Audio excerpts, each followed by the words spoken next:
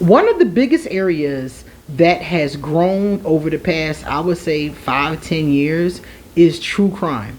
When I was a girl, we would watch Unsolved Mysteries.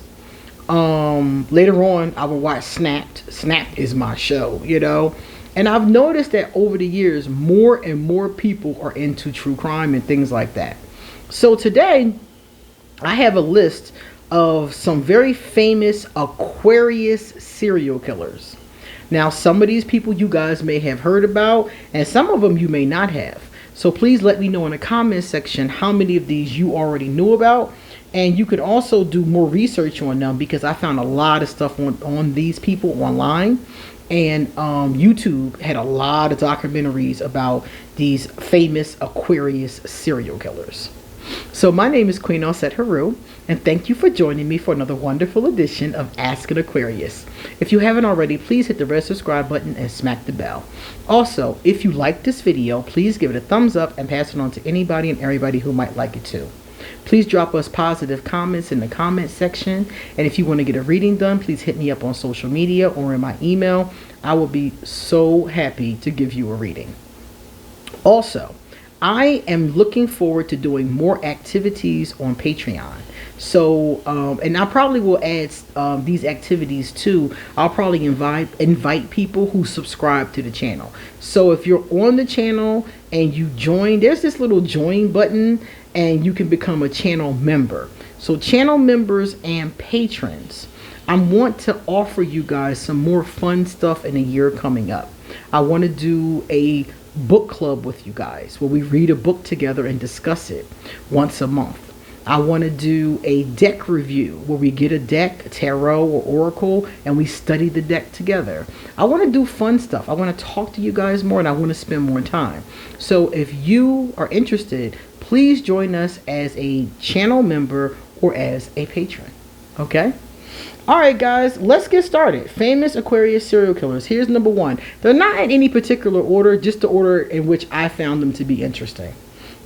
The first one, their birth date is February the 18th of 1949. Birthplace, Salt Lake City, Utah, United States. This person was nicknamed the Green River Killer. His real name is Gary Ridgeway. And it says here that Ridgeway is a serial killer who was convicted of killing 49 women. How do you kill 49 people? That is beyond me. I cannot believe it.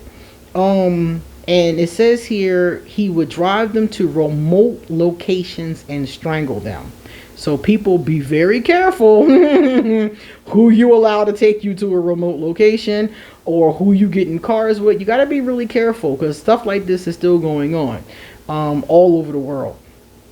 Apparently, he would strangle them and then dispose of their bodies in the Green River. That's why he's called the Green River Killer. DNA technology helped the police nab him. He has served in the Vietnam War earlier. Isn't that something? So maybe mental health. This got to be. I can't believe you're sane and go do things like this. These have got to be mental health. The next one here is Lee Boyd Malvo. Lee Boyd Malvo was born on the same day, February 18th, but in 1985. Lee was born in Kingston, Jamaica. 1985, this guy is young. I was born in 77, so this guy is young. It says here that Malvo was involved in the Beltway sniper attacks of 2002. Some of you might remember these. I remember these very vividly because him and his accomplice, it says here, killed 10 people and injured 3 in the Washington metropolitan area. If I'm not mistaken, they were going up and down 95 and people were terrified. I remember being so scared until they got caught. Apparently, Malvo had been befriended by his accomplice, John Allen Muhammad, and Malvo was a juvenile at the time. Malvo is currently serving multiple life sentences at a maximum security, a supermax prison. So, yeah, whew. And I remember they were just like sniping people. They were just shooting people at random, sniping them from buildings. Like you go to the gas station and just get shot in the head for no reason, you know? It was stuff like that. It was a really crazy time. And I remember people being afraid to even ride around because of it. The next one here, let me see. This is Robert Hansen. It says here that Robert was born on February the 15th of 1939 in Esterville, Iowa. He died August 21st of 2014. Apparently, Robert is one of America's most notorious serial killers. Now, I might have told you in another video that cancers are known for being the most dangerous sign in the zodiac. But Aquarius was one of the least dangerous signs in the zodiac. But that still don't mean nothing, as you can see, because one of the most notorious serial killers was Aquarius. Robert Hansen was called the Butcher Baker. What kind of nickname is that? Wow. You know how the media always gives them these crazy names? Like, oh my goodness. They called him this because he owned the bakery. And it says he is said to have killed 17 women and raped many others in and around Anchorage, Alaska during the 1970s and 80s. Most of his victims were strippers. Oh, they were strippers and sex workers. That's awful. That's just awful. He was sentenced to 461 years in prison in 1984. And as we can see, he's already passed over. And it's really sad because women who are strippers and sex workers, a lot of times they are vulnerable. They're vulnerable because many of them work at night. So if you're working at a club at night, or if you're walking the strip at night, or you're doing whatever you're doing, you're vulnerable because you have to pretty much walk around at night. You never know who's coming. And the people that you're servicing, you don't know if they're okay or not. You never know when you're dealing with the public. But this is especially at night.